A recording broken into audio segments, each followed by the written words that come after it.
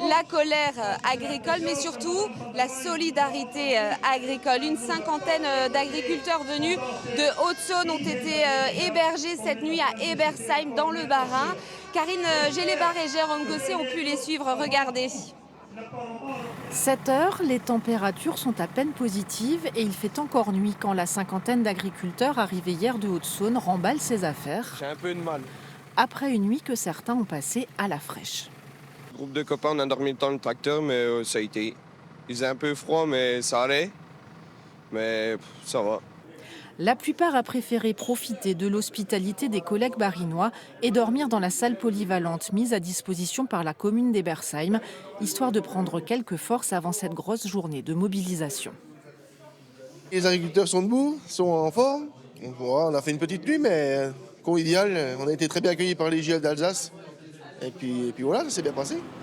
Ebersheim, point de ralliement aussi pour les Haut-Rhinois.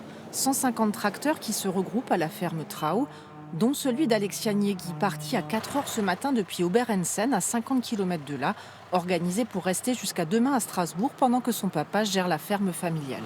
Je suis prête pour 2 jours. Alors je ne sais pas si vous le voyez bien, mais la cabine, voilà, j'ai des plaids, de la nourriture, de l'eau, voilà, des habits de rechange au cas où et pour avoir chaud. Voilà, donc on est vraiment motivés, déterminés à nous faire entendre. On espère que ça va servir à quelque chose.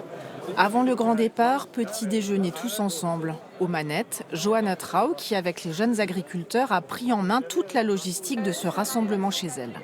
C'est déjà une réussite. La réussite la plus importante, c'est un métier dans lequel on est souvent isolé. Et c'est de voir sur des rassemblements comme ça la cohésion qu'on a tous ensemble. Et je pense que c'est déjà le plus beau message qu'on a à faire passer. Et c'est déjà une réussite pour ce côté-là. La force du collectif qui, dès 9 heures, s'affiche sur la N83, coupée à la circulation pour que le cortège gagne Strasbourg, avec klaxons et gestes de soutien pour les escorter.